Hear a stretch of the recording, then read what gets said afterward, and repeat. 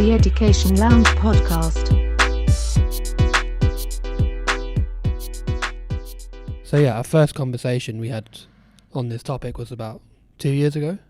Yeah, During while the we first were lockdown. in lockdown. Yeah. We started talking about the education in the future and just the future world, as it were. Like how it would be delivered. Yeah. Yeah. And we said there are challenges, but obviously it's going that way. It's getting more digital. And then you had the whole Facebook changing their name to Meta. Meta. So you got Metaverse, but then what's the difference between that and cyberspace? Because isn't it just the same thing? Branding, I guess. Yeah. So yeah, they've just, it's for branding purposes, but essentially you've got loads of, and then you've got people buying property in the Metaverse for like millions. Yeah, like already. Yeah, and I don't know. it's a bit weird, but Do you think education would really work in that space, or? I think it can work, but I wrote down a number of challenges that the Metaverse or education in the Metaverse would have. Mm-hmm. So they're on that note that I gave you. On the note, yeah. Yeah. There's quite a few. Yeah. Well, let's do some of the positives first before we go into some of the negatives. Well, I've always thought, like, if you had sometimes it's hard to get a class or a child to visualize like a concept. Victorian England or something like that. So imagine you're doing Frankenstein or I don't know, a Dickens novel or something like that. And then it would be good. It would be amazing if you could bring them back to that time so they can experience. But couldn't you just do that in VR, like without the Metaverse? Couldn't it just be like a... Well, that's partially what that's what VR is in a way. It's a way that you can enter into this virtual space or cyberspace. So yeah, it's just a vehicle that you use to actually to get to the Metaverse. And then, but it confuses me a little bit, this concept, because like because we live online all the time. Essentially, as soon as we act, it's just that the screen changes. Like, it's just how close the screen is to your eyes that's changing. Well, it's the whole point. like how immersed you are in it.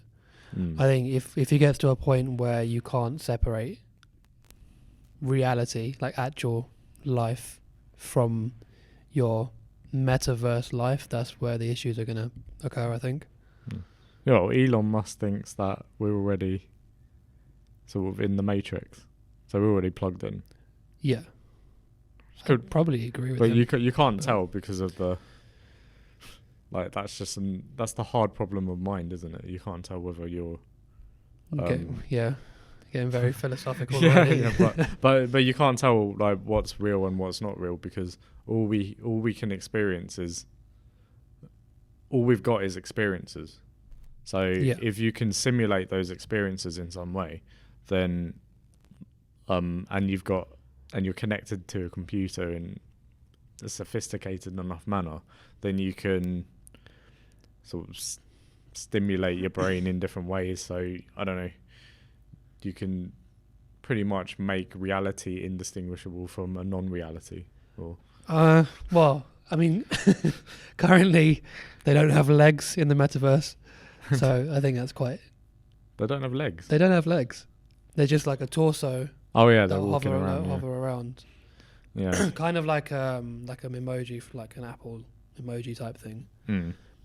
But have you seen the videos? I think Gadget Show did one a while ago, and there's people that have done ones recently in the actual Metaverse where they try and spend 24 hours in the Metaverse. Have you seen those? I think I've seen us, and they did thought it was interesting.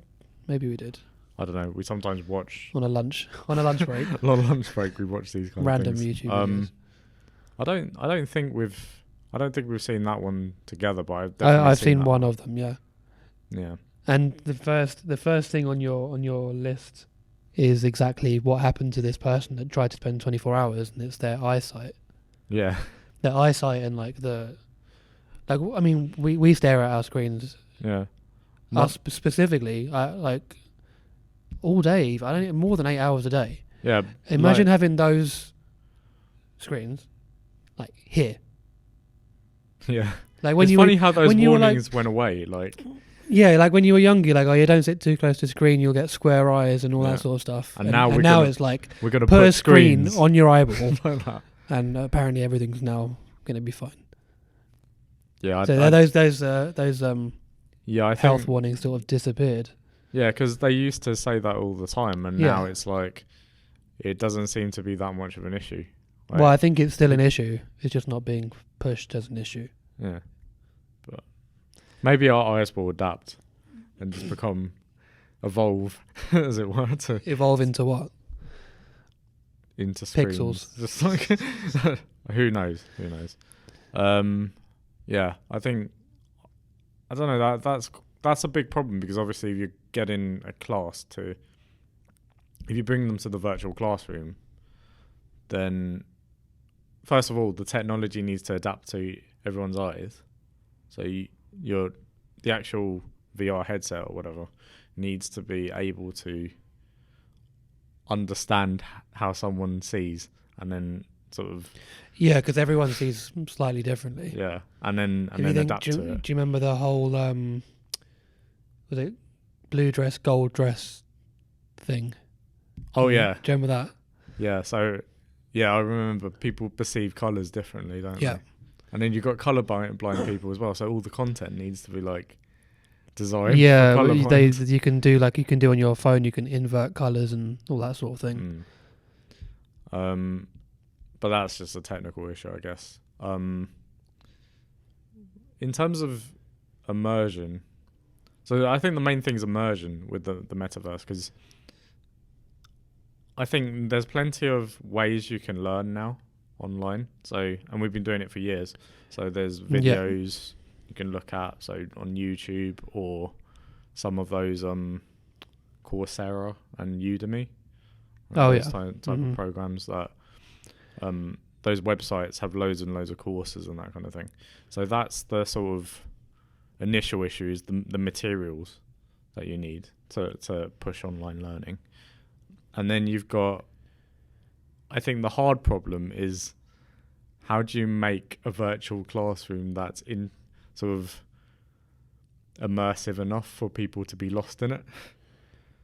And but then maybe it doesn't matter whether they can tell whether it's fake or not, or real. It just needs to be not painful for their eyes, not poor quality. So you know, things need to work. Needs to be. Yeah, I don't think Facebook are the people to do that. And then there needs. Yeah. Sorry, Meta. Yeah.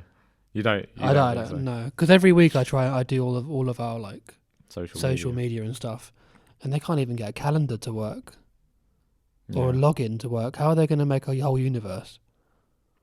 I think I don't think they're the ones. You know Microsoft. They've probably got quite a good chance, actually, because Microsoft, they do a lot of business to business stuff. That they're sort of much bigger company than people think a lot of the time. And everyone knows they're a big company, but like... Yeah, you forget how much they actually... Yeah, you kind of forget how connected in they are. And even in terms of social media, they own LinkedIn. Right? They own LinkedIn? Yeah. So they own a lot more than you think. Did I know that? Maybe. Yeah. But they recently acquired Activision, which is... Yeah, that was a big thing. So they're now pretty much the biggest gaming company, and then they've got the Xbox Cloud, obviously stuff. Xbox as well. Yeah, they've been doing this for years, and I think they've got AR glasses, so augmented reality glasses, but they use them a lot in industry, and they're quite high end. Yeah, should we just explain what the difference is between AR and VR? Yeah. Okay. So the way I say it is, AR, because it uses the word augment, which means add. Yeah. So augmented reality is when you superimpose things on the world that you see around you. Yeah, and I guess the simplest example people will know of is Pokemon Go. Do you remember that? Yeah. So where you have your camera on the real world and things are superimposed onto the real world. Mm-hmm. And things like Google and Apple, and they're working on these, might even be released by now.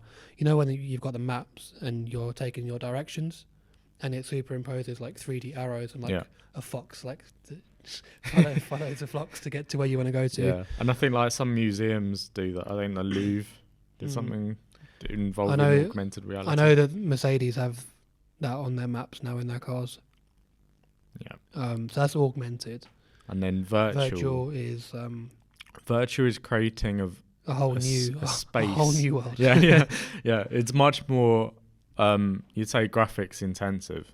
Yeah. So because you've got to drive a whole new world, create that whole world, and insert the subject into it. So usually through using like a headset, quite a big headset. Yeah. So you got a few. I think was it the most famous, the sort of best known one is Oculus, which is also owned by Facebook. It is now, yeah. Meta. Meta. Still going to call them Facebook. But they're actually doing very well. It's just that no one really, like, I think it was like the best selling Christmas gift in 2022. Yeah, the Oculus headset. Oh, you can see into the future. Christmas 2022. 2021. 21. I just forgot that. Yeah. The Oculus headset was actually it sold very well. And I think it delivers a pretty interesting experience for, and they've got some educational apps and that kind of thing on there, but nothing, I don't think they've got anything that's true. It's like an actual virtual classroom and that kind of thing. So nothing that a teacher could implement directly into their lesson very easily. But I mean, you'd need like 35 headsets. Like, I think the issue barrier to entry is that in order to deliver that sort of experience, you'd need, first of all, enough headsets. So there's access issue, isn't there? Because now we can reach people all over the world with online resources and stuff like that, but then now you require people to have a headset if you're going to take it that far, and then you need a headset with enough power to drive that experience, which chip shortage sort of comes into that too. And then you've got fragmentation of development as well, because think about it this way, you need someone to deliver a uniform and professional experience with like few glitches and errors. Again, I don't think Facebook are the ones to do that. Yeah. Sorry, Meta. Yeah. So, well, I don't know, because I've never used an Oculus headset, but I've heard they're really good. But no, I haven't used an Oculus one. I've used like a cheap, like, you know, remember Google Cardboard where you put your phone in and those sorts of. PlayStation did one, didn't they? They had PlayStation VR with the two handheld things, and you can play games and stuff with that. Yeah, PlayStation has one, and so does Samsung with Samsung devices. And Apple's one is in the making as well. Yeah, and I think like the thing is that once that happens, that's when it's always the way, isn't it? People always do these things, but once Apple do it, more people know about it. And the thing is that thing about sort of that uniformity of experience. The sort of, if you think about it, Apple, that's generally what they deliver the best. Yeah, the ecosystem and all of that. Because a lot of the development is for Apple devices, and then if you have got too many things going on, so if you're developing for too many platforms, then you have sort of quality issues. So if Apple's headset becomes the main headset, then I think The problem is they've already said they're not entering the metaverse. I don't know about that. They probably just. I mean, they wanted to. They wanted to deliver a wireless charger thing, didn't they? Oh yeah. And that never came out. So, and I think they never wanted to create the iPhone as a music player because Steve Jobs didn't want to cannibalize the iPods. Yeah. I miss the iPods. I miss my iPod. But then it will, like I think it won't. What's the word? I think it will. I think they'll do it because I think it will be so lucrative that they'll just be pushed into that market. That they'll have to do it, and they'll want to do it as well. And it sort of fits in with what they want to do. I think. They might do down the line. Yeah, but when it's more mature, they'll hold out for a long time. I don't see them going into it anytime soon. What would they? I know. So gaming is an obvious place where VR will be useful, but yeah. What do you think will be the most valuable thing in education? Like the most valuable aspect of having VR? I think the example you gave earlier was quite a good one. Yeah. Because it's one thing like explaining, oh, this is what the Victorians did and this is what it looked like, but it's another thing to actually or watching something. Or we can watch it. It's another thing to actually like do it, virtually be there and yeah. Like, and you could like change your clothes and do Victorian dress like that. Like yeah, exactly. Location, like geography. So that would be quite cool. Yeah, it's like watching earthquakes and waterfalls and and you could go to like you could be teaching a lesson on India or something like that, or China, and then you could transport your students to that place like in a second. So I think it would improve experiences, but the issue is like how do you get the whole class there without there being sort of technical issues and things like that, and which there probably will be. There will be. Yeah. I mean, when you have 30 people on one Wi-Fi network, just using your phone, everything slows down. Yeah. So the infrastructure you're going to need to have virtual reality delivered to 35 headsets. That's just one class. Imagine a school with how many classes there are and year groups and subjects. Yeah. You're going to need some it's like next level Wi-Fi to... It's like the electric car problem. It's like you infrastructure. need it is. Yeah. It's very, very similar. Yeah, and then you've got internet barely able to like transfer files from one place to another, let alone like if you're downloading and uploading like hundreds of gigs like per headset. Yeah. And then you've got all the people that have got to code and design these worlds as well. Like you'd have to have someone that like in films they've got to design, what's the word I'm thinking of? Brain's gone blank. People who does like in films, not set designers, but like when they my brain's just completely gone. In films where they have to like make a whole new CGI. What if that disappeared out of my head? You'll need people like that to design these sorts of places to make them realistic, which is why at the moment everyone's just an emoji without legs, because no one's done any of that leg work yet to make that a reality. Yeah, there's a lot of, there's a lot behind the scenes that needs to be done. And I think like the amount of expertise in the world is limited, isn't it? Yeah. And then like learning, like we always experience this, is like you can never create enough stuff. You can never create enough educational resources. You can always create more, and then so you just have an end. It's like Netflix. Like they produce so many things, but then they still need to keep reinvesting to produce more content. Yeah. So you've always got that issue. And it's harder as well because it's all so technical. Yeah, like the 3D modeling and all of that stuff, and just coding. You don't have the people able to do it. You got a limit on that expertise. Although maybe computers will just be able to eventually just code things out themselves. Right? Yeah, that's where I draw the line. That's a scary thought.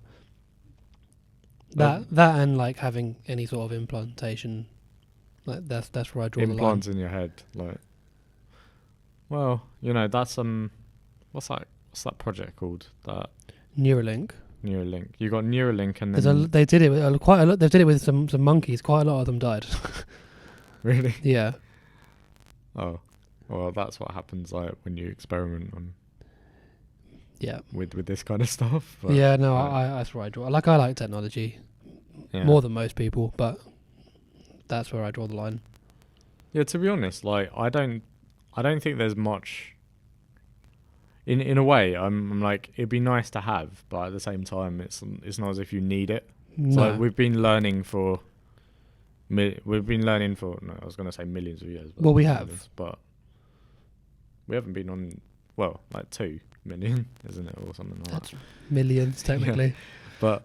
But we've had education systems and stuff like that, and we've been, storing knowledge for thousands of years and learning new things all the time, with no need for a metaverse or virtual worlds to help us. But it's a nice to have, but not necessary. No, I don't think it's necessary either. In fact, like I think the more exciting things are anything not headset related. So like things like Google Classroom, Google Meets, and things like Udemy and online courses and YouTube. I think those are the really helpful things, because they first of all allow people to reach audiences that are far away, and that's with the essential minimal, very, very, very minimal, if not any cost, no barrier to entry. Yeah, so you've got those voices able to reach other places, which, and with little barriers as well. Like there's no cost barriers for a lot of these things, aside from having a device of some kind that can access it. Yeah, which most people already have. Yeah. Whereas like with a headset or something, like you risk sort of taking a huge number of people out of that who can't afford or access those things. So you're only really targeting like the top people, well, the most privileged people in society and in the world. Yeah. It's like, I don't have a headset yet. No. But it's more of a nice to have and a luxury rather than a. It's more, it's more of a toy than a tool. Yeah, at this stage. Yeah. So, some companies, they use like smart glasses and all kinds of things in their industry. Yeah, I think Facebook have Meta have done have done a smart glasses thing with Ray-Ban. I don't know if you've seen that. Yeah, and I think some warehouse workers as well, they use smart glasses that would like updates and things like that, and things from, I don't know how it works, but they're quite expensive each one, pair, but apparently they're very good. So I guess that's useful. It creates a bit of efficiency in the workplace, but then, and especially a warehouse environment, which can be quite confusing, and then you want to receive information quickly, but then like most students I don't think they need that necessarily. During the sort of lockdown period, teachers were using Google Classroom. Yeah. And I thought that was obviously valuable for that situation. And going forward, it's a useful tool because students can submit work online and receive feedback, and then students can also look back through the work and teachers can look back through the work they've submitted, and you've got something right there. So that's a very useful tool. But then virtual worlds, I mean, like I said, in those few scenarios like geography and historical events, literature, that kind of thing, could be nice. But yeah, but even then, it's not like you're living in that world. It's just you'd have your normal class. You'd put on a headset, go to this place for five minutes, and then take your headset off and go back into. It's just like an addition to normal learning rather than like a full, Yeah, and then you've got the whole eyesight thing. So I kind of think it's not really, especially for young kids, because their eyes are still sort of developing. Mm-hmm. So they've got to be extra careful with, spending too much time in front of a screen. Because your eyes, they're changing shape and stuff like that and adjusting. Yeah. So, that's probably what happened to me. And I can my eyesight's not bad. I can see without glasses, but after spending basically every day in front of a laptop, for the whole day, every day, there's too much screen time. Yeah. And then if you make that like also part of education and learning all the time, it's like their eyes will never have a break from that. Yeah. So, well, eyesight was one thing. Let's talk about safeguarding as well. There's already been the first harassment claim in the Metaverse, hasn't there? Yeah. So it's been open for like a week. Yeah, I mean, it was always going to happen. Yeah, it's bound to happen. But I think they've got something called a safe space, I believe, where you can like create like an bubble, area around a bubble like around a shield you. type thing. Yeah, it reminds me of do you watch the Incredibles? Do you remember the Pixar film? Do you remember? Yeah, which part? There's the girl in that does like a force field.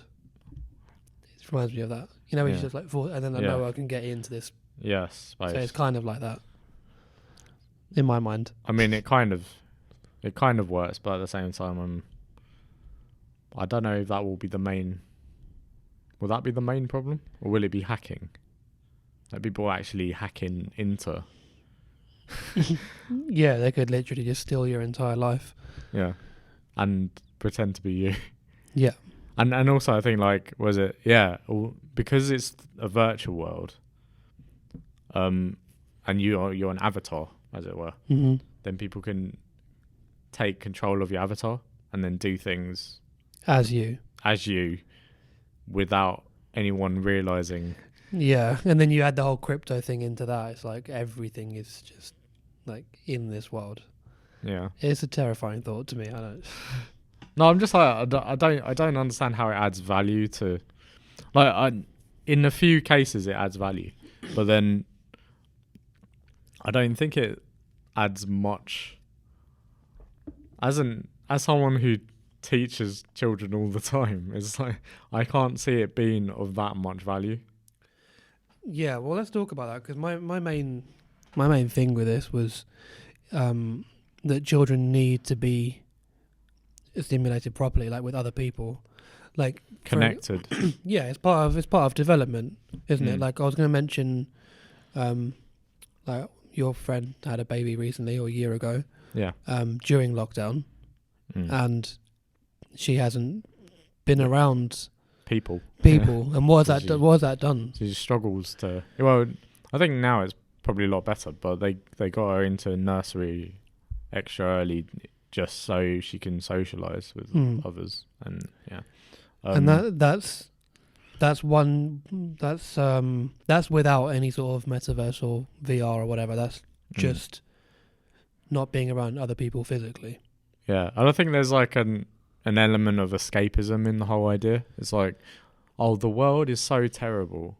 Yeah, and we can't take the reality of the world, so let's just create our own space, our own safe space, which is distinct from reality, and yet so much better. And all of your problems have instantly followed you into that world. So it's too acting like God sort of thing, making your own world that is, hubris. That's what you're trying to say. It's like okay. It's too much. is when humans have too much pride, and they think they can do God's job, essentially. Yeah, I mean, I think that's true to an extent, but I'd say like we've kind of gone way past that stage. Like humanity's always like we always try and reach, and I think it's okay to keep reaching, but then I think the actual activity of creating a virtual world so you don't have to be in this real one, or maybe real, we don't know, but to be shielded from the realities of the world by just entering a new one, I think is a bit sort of misses the point a bit. I don't know how much we should actually be concentrating on that rather than trying to fix sort of the world around us and sort of make it better and sort of do the basics well. But there's a lot of money in it. Like, I mean, that's the only reason people enter these sorts of. There's profit motive. Yeah. But I don't know how much tangible value it adds to, people's lives.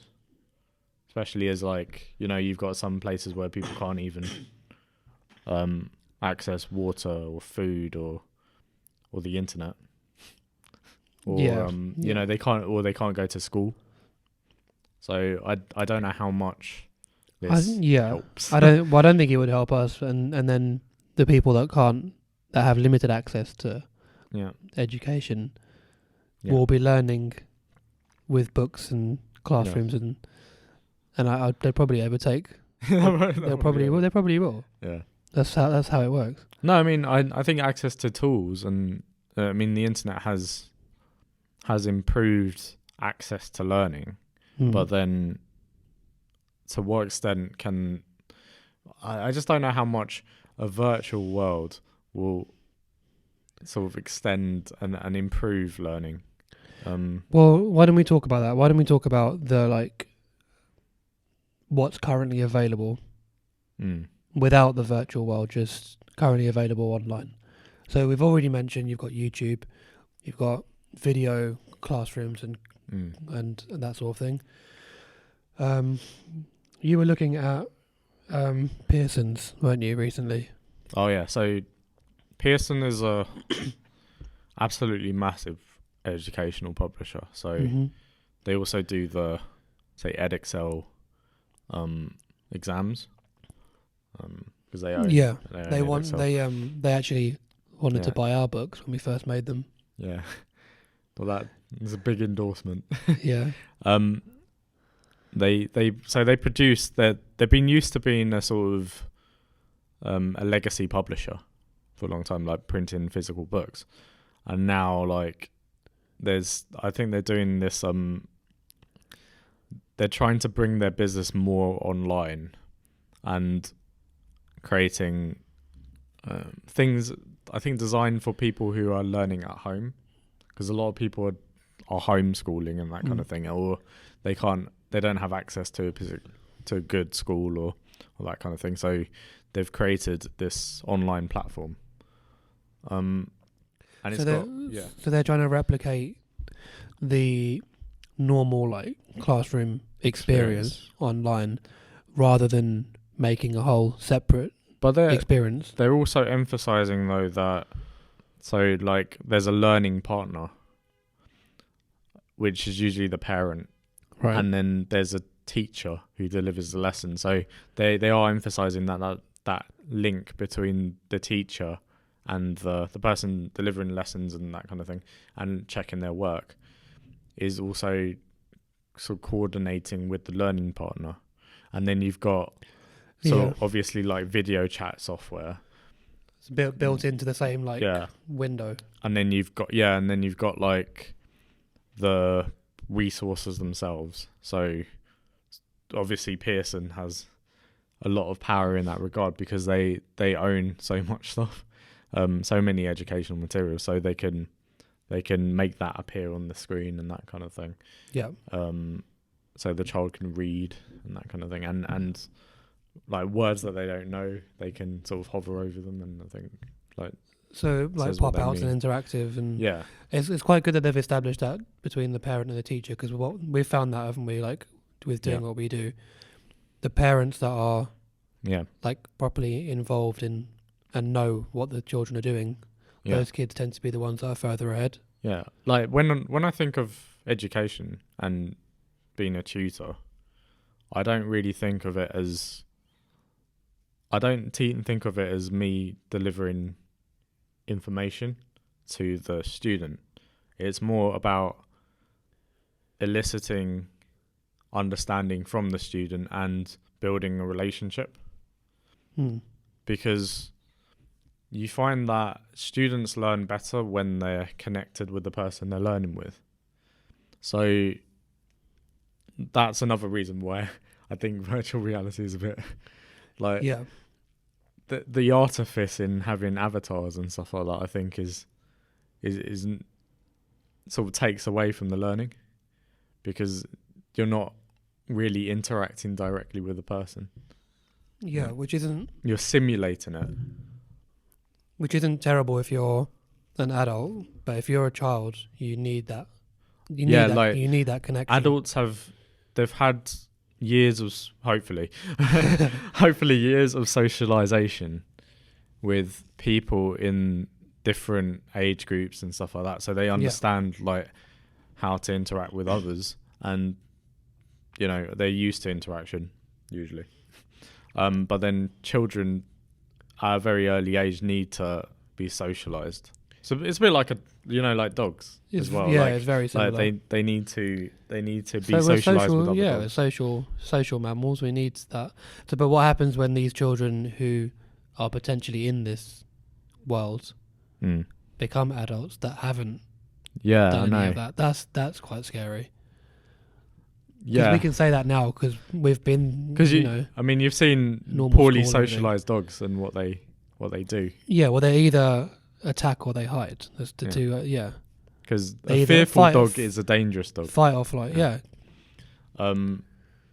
It's weird because at the same time as sort of expanding the sphere of human interaction. So there's this theory in social science called the expanding circle, and it's just the idea that as societies move and develop, and as communication develops and that kind of thing, and you speak to more people and more countries interact, our morality grows to encompass a larger sphere of people. Right. But then with virtual reality and avatars and stuff like that, we've seen how people act online. Just imagine the comment section of any video, and imagine that being played out in real life. Well, you see that in games all the time, don't you? Like the way that people treat each other in games, when you're playing online or whatever. But then if you make all of their interactions virtual, so including their learning, then so if you expand. I mean, I'm not going to say anything about whether your virtual interactions will influence, because I don't know how much evidence there is for that. Like, for instance, if you game a lot, like whether and you play a lot of violent video games or something like that, you're more likely to be violent to people. I don't think that's shown to be true. No, I don't think it is. But if you were to extend all your interactions in life to being virtual ones, or most of them, like the majority of them, from a young age, then you probably wouldn't know how to act in the real world. You'd have terrible social skills. And that can impact a lot of things in your life. And we don't know what impact that has on brain chemistry and that kind of stuff. So we don't know. Well, we can assume. We can take a. I never assume, but you can take an educated guess as to what would happen. Yeah. So obviously it hasn't happened yet, so we don't know. But we can extrapolate and figure out roughly what would happen. I have felt a sense of that, as in I do think that people are more with the amount of, say, you've got information from all around the world, people are less ignorant in a sense of what other countries are doing and that kind of thing. And that, I think that's a good a good fact of sort of widening communication networks and that kind of thing. But I think if you were to make everything virtual and live in a metaverse, that might not be the best thing for society or the world. And I think, it's interesting how, like, it's always Facebook and Meta who gets into these kind of issues. Like, you know, when it comes, like, they always touch on the side of, like, the ethical side of things. It's always, like, Facebook information and that kind of thing, privacy. Mm-hmm. And now we've got this whole metaverse thing, which opens a whole other can of worms up. So they've got this habit of attracting lawsuits and just all kinds of ethical issues sort of arise. All in the... You think about how much data they get from just your date of birth and your location and a couple of likes or whatever. Imagine the amount of data they'll get on you and your interactions and your interactions everywhere you go, everything you do, everything you buy, and then the advertising that they'll include.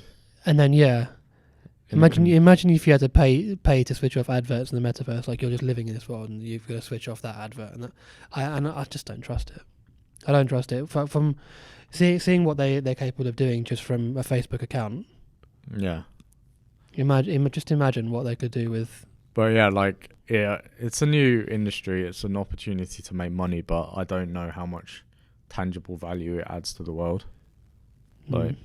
Like sure, it will make people richer, some people who are able to benefit from it. And it's the same as everything. It makes some people richer and some people poorer. It's just the way it is. But I think, like, for instance, the fact, like, something like YouTube, I think is a bit of it's a kind of a good for the world in a way, because at least you can create stuff and you can reach new people.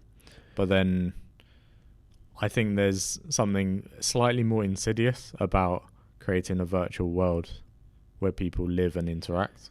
Yeah.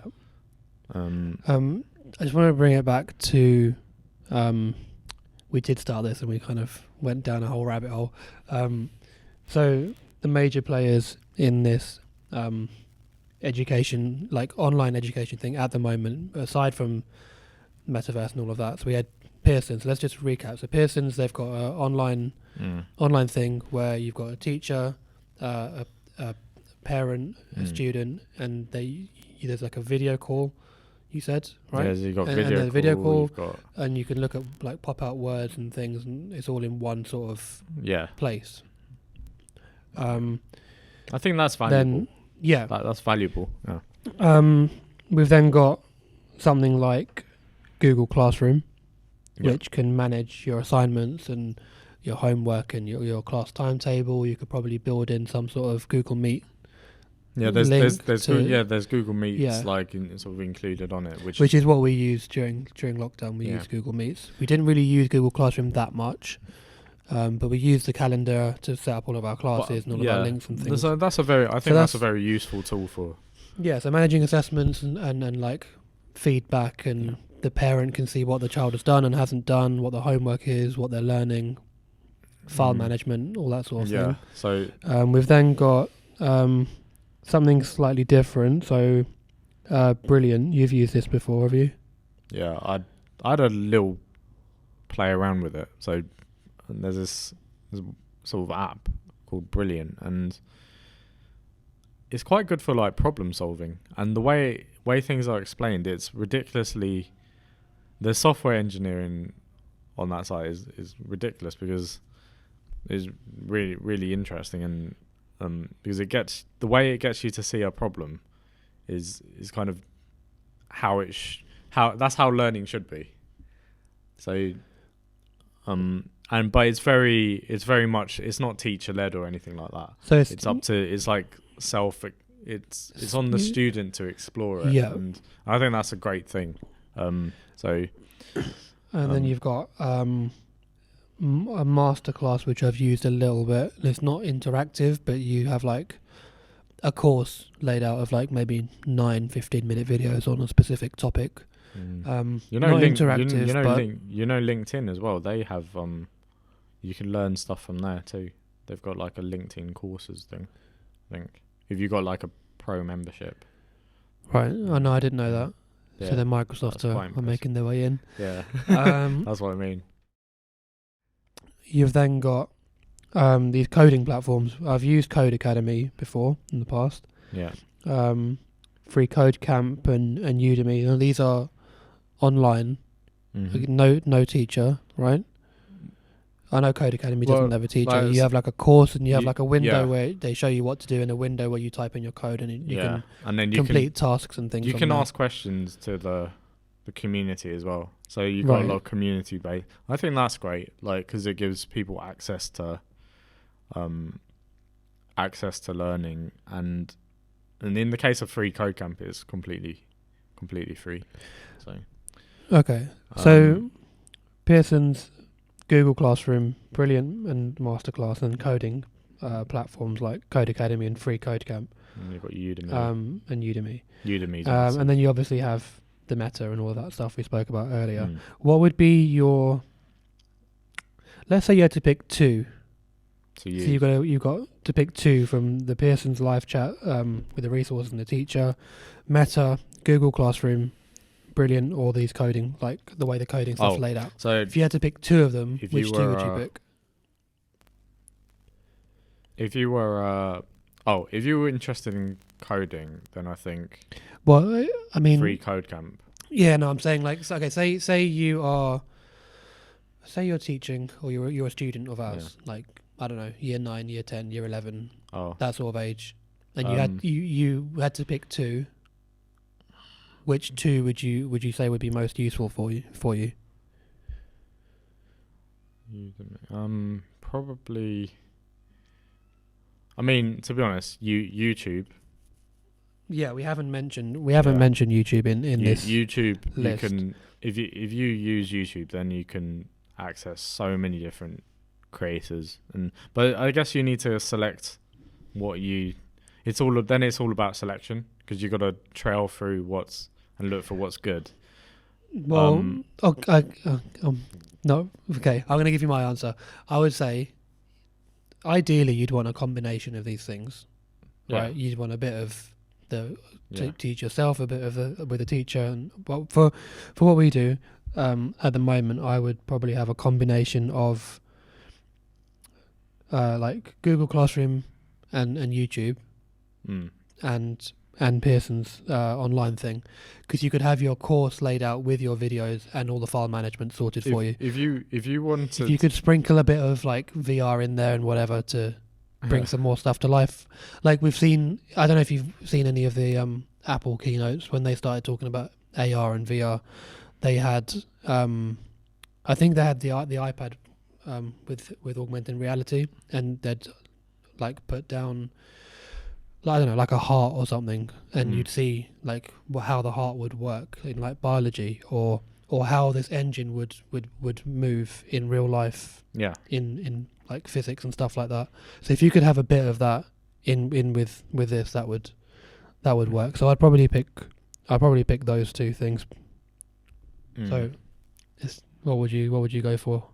If you're, depends on who you are, but if you were a tutor, then Google Classroom would be the main thing. If you want to access as many people as possible and teach, and you want to manage that, then that would be the most valuable tool. If you're on the other end, if you're on the other end. If you're a student, and say you were homeschooling, then the Pearson tool, Pearson Online, would be pretty useful.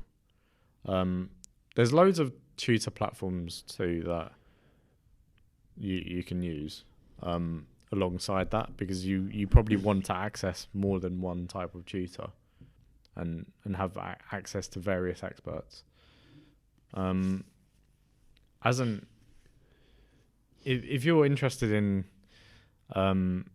sort of developing your own learning more, and you're a very independent learner, then something like YouTube will be good. And I think if you're concentrating a lot on problem solving skills, then brilliant's excellent. Because I don't think there's that much like it out there, like what I've seen. It's pretty impressive what the way that they teach and break down a problem is very logical, and it gets progressively more difficult, and you feel a sense of achievement once you reach the end of a module. So okay, so you'd pick, and you tend to go on long tangents, just bring it back around. Well, you'd pick Google Classroom and similar Google Classroom / YouTube and Pearson's. Yeah, with a sprinkling of other bits. I've never used the Pearson thing, and as a tutor I wouldn't really need it, but it looks really good. Like it looks valuable. It'd be interesting if anyone's ever used it, if they could let us know and say what it's like, because all I've got is what you've seen from what I've seen from it. Well, let's talk about just to wrap it up, what our side of things are. So our model is very, very old school. Like, we have booklets that are broken down by topic and by week for every subject. Yeah. We did have to go online, and we did use Google Meets for that. And there is practically no parent that has said we prefer online. You do. True? Most of them have. There's been the odd one where they have to homeschool, or they're not allowed to come out, or that sort of thing. But but all of our students that were with us, they with a few strange exceptions, they're not the majority. Most people prefer in-person learning. Yeah. Some for some reason like online, but yeah, the majority, and I think it might also just be because they're a bit lazy. They can't be bothered to walk or something like that. For the students? Yeah. yeah, for the students, yeah. But for parents and that, they want, and most students actually, they want the interaction. They want the interaction with other people, other students, tutors. Most parents also want what the children like as well, because they can tell that their child isn't progressing learning online or something like that. Yeah, so very quickly you can. So because they tend to want what's best for the child, and yeah, you can tell in most cases they prefer in-person learning simply because they see that their child is much happier learning in person. There's a few, I can think of a few exceptions, but like there's not many. Yeah. I think the teacher's job will be one of the last to go. Hopefully it won't go. It won't be in our time. Yeah. But it would be one of the last ones to go. Yeah, I think so like driving, for instance, might be something that goes. But again, I think that's actually quite far in the future. Yeah, it's further than people think. Yeah. But yeah, like something like teaching, it's because it's so much, it's like nursing as well. It's like so much about emotional connection. They're not simple repetitive tasks. No. And when you have ethical decisions to make, and that sort of thing, it's going to be a long way off until some bit of code can understand that. And then you've got so many children with different just learning needs. It's very tailored. You can't have a one size fits all sort of thing. Like even if you're teaching the same topic, you break it down in different ways for different students. And yeah, sometimes it's concrete, sometimes it's abstract, and you use some sort of analogy to explain it, or it's different depending on each person. Yeah, we'll leave it there. So our thoughts to finalise are, some of it could be useful, and it's a long way off. where it needs to be. Where it needs to be, and it's a long way off for what most people think. Like, it's not going to be in the next couple of years. Yeah. Well, I think it's just about profit, really. Yeah, always is. So yeah. I don't think it does much. It adds much tangible value, but it's just let us know if you disagree. Yeah, we'll see where it leads. Okay. Okay. Thanks for watching. See you next time.